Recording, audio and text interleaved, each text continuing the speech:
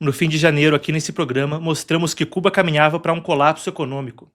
A questão era o risco de desabastecimento de combustíveis, iminente. Naquela época, 2 semanas atrás, a consultoria Kepler dizia que o país tinha petróleo para apenas 15 a 20 dias. Agora, 11 dias depois daquela reportagem, a previsão começa a se confirmar. Parece que a consultoria acertava. Hoje, o regime cubano avisou companhias aéreas internacionais que o reabastecimento de aviões está sendo suspenso por cerca de um mês, começando amanhã. A ilha, claro, que vive desde 1959 o domínio de uma ditadura comunista, está sem combustíveis de aviação. Essa medida vai afetar 9 aeroportos internacionais, incluindo Havana e Cayo Coco, dois dos principais polos turísticos do país. Nessa segunda-feira, apenas um voo comercial partiu do aeroporto de Havana com destino à cidade do Panamá. A coisa já começa a se concretizar com cancelamentos de voo. A Air Canada anunciou agora há pouco, no meio da tarde, que está temporariamente suspendendo voos. Essa crise se agravou depois do corte do envio de petróleo da Venezuela. E essa é a palavra-chave. Historicamente, Caracas, a Venezuela, é o maior fornecedor de petróleo para Cuba. Fazia parte de um acordo de segurança, por assim dizer, enquanto Cuba supria militares, treinamento e instrução. Alguns analistas dizem tomava conta da segurança na Venezuela, com infiltração profunda nas forças armadas, em troca o petróleo fluía, indo então da costa da Venezuela para a ditadura comunista cubana.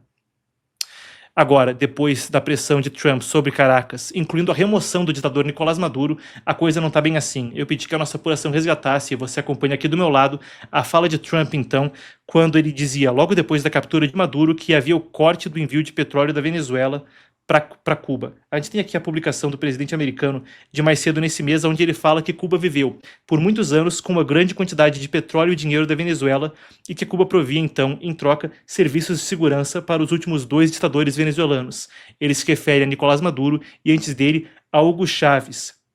E aí ele fala, não haverá mais petróleo ou dinheiro indo para Cuba, zero. Eu fortemente sugiro que eles façam um acordo antes que seja tarde demais. Obrigado por sua atenção a esse assunto. Tá aí a fala de Trump. Uma pressão tremenda contra os regimes que são adversários dos Estados Unidos na América Latina e no Caribe. E claro, Cuba, considerado uma ameaça à segurança dos Estados Unidos. Afinal de contas, quando a gente pensa na geopolítica, a gente fala de a menos de 200 quilômetros da costa da Flórida, uma ilha onde há presença chinesa e russa, por exemplo, com denúncias sobre presença de radares chineses ali até recentemente, poucos anos atrás.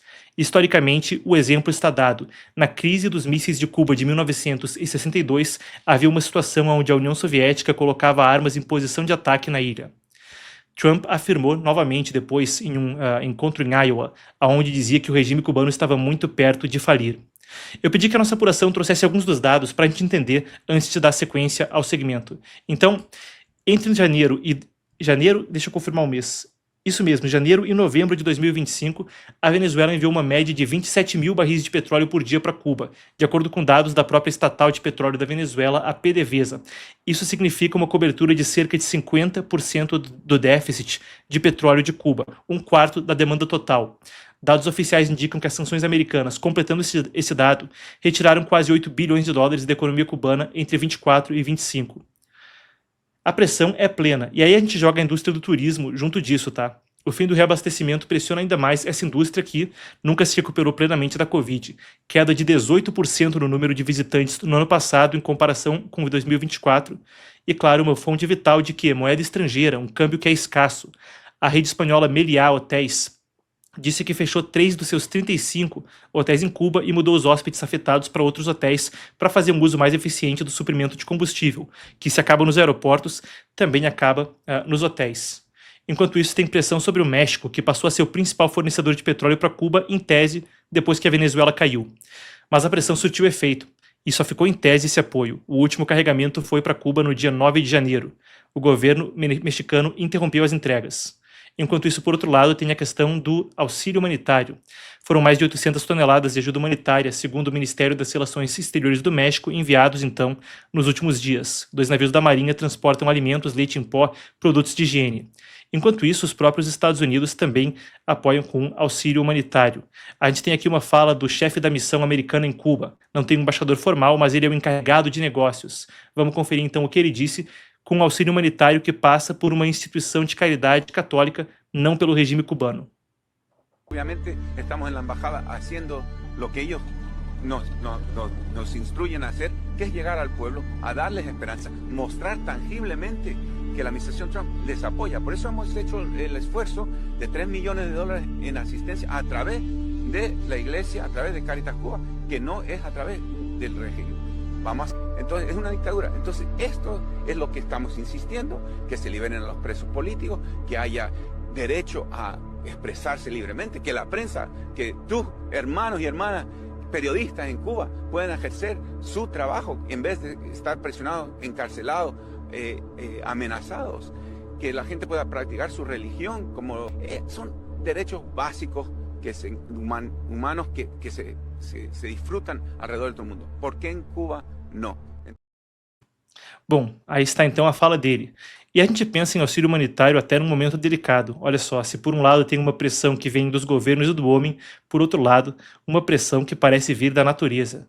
Isso acontece enquanto a ilha enfrenta a pior onda de frio, talvez em sua história. Olha só, frio no Caribe.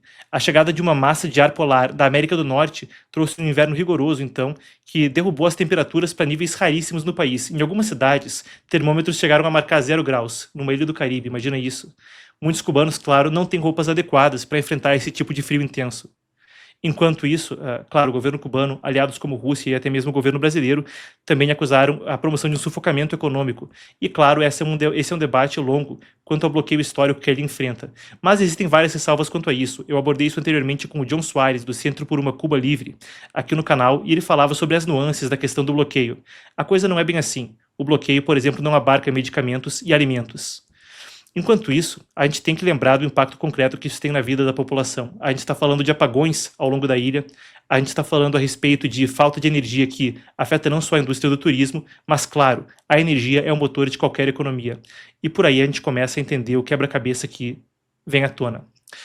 Quando essa crise começava, eu cheguei a fazer análise citando um compartilhamento que o presidente americano havia feito nas suas redes sociais, onde um seguidor falava: só imagina se Trump derruba Venezuela, Irã e Cuba, numa sequência no início desse segundo mandato.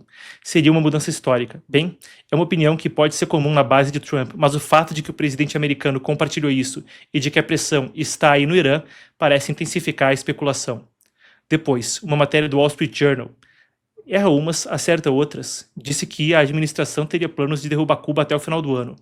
Trump fica falando que o regime vai cair em breve. Como? É o que a gente aguarda para ver. O certo é que a crise energética está aí e, nos próximos dias, deve se intensificar com a ausência completa de combustível se a estimativa que a gente citava no início da reportagem e 2 semanas atrás estiver correta. Seria uma mudança no panorama da região latino-americana quando a gente fala de segurança, tá? Com Venezuela, a gente via Irã, Rússia e China pertíssimo dos Estados Unidos. Em Cuba, em especial quando a gente fala de China e Rússia, se vê a mesma coisa. Seria a desarticulação do entreposto mais avançado dos adversários da América perto das fronteiras dos Estados Unidos.